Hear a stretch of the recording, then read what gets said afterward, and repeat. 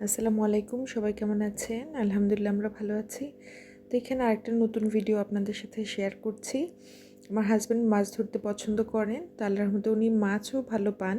তো এটা ছিল অনেক বড় সাইজের একটা পাঙ্গাস মাছ। পাঙ্গাস মাছ তো এমনিতে খাওয়া হয় না, কিন্তু যখন বড়শি দিয়ে ধরে তখন খাওয়া হয়, অনেক মজা। তো এখানে ধর্মসাগর পার কারেন্টকে নিয়ে গিয়েছিলাম, বাবাকে মাছ ধরবে দেখবে।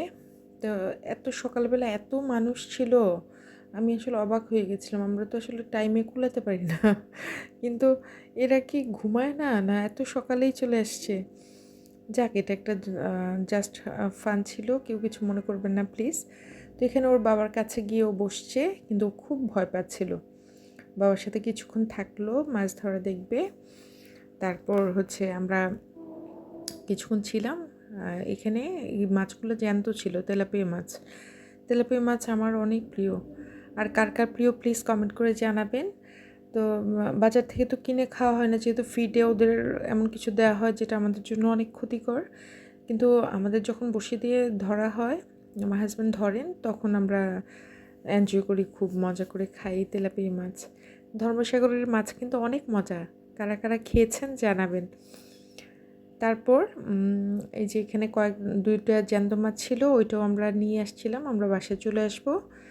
তো তার আগের দিনও কয়েকটা মাছ আমাদের এনেছিল, ওইগুলো ছিল একদম জ্যান্ত মাছ। এগুলো ছিল তার আগের দিনের ক্লিপ। এইখানে একটা বড় কাতল মাছ ছিল, আর একটা মেবি হয়তো রুই মাছ, আর এই যে দেখছেন জ্যান্ত মাছ ছিল একদম। তা একটা মাছ আমার ভাইকে দিয়েছিলাম, আর এই যে বড় মাছটা আমাদের জন্য রেখেছি, আর বাচ্চাদের জন্য তেলাপিয়া মাছ। এই বড় মাছটা, এটা বলতে পারবেন কেউ এটা কত কেজি হবে? মেবি 7-8 কেজির মতো হবে। তো আমার হেল্পিং হ্যান্ড বলতেছে, আপা আমি এটা কাটতে পারবো না, এটা অনেক বড়। কি আর করা, ওনারা না পারলে তো আমাকে করতেই হবে আমার কাজ। তা আমি আল্লাহ ভরসা, আল্লাহর নাম নিয়ে কাটতে শুরু করে দিলাম। এই যে মাথা কেটে ফেলেছি। এখানে আমার হাজব্যান্ড ভিডিও করে দিচ্ছিল, আমি বললাম যে একটা রেকর্ড থাক যে কেটেছি।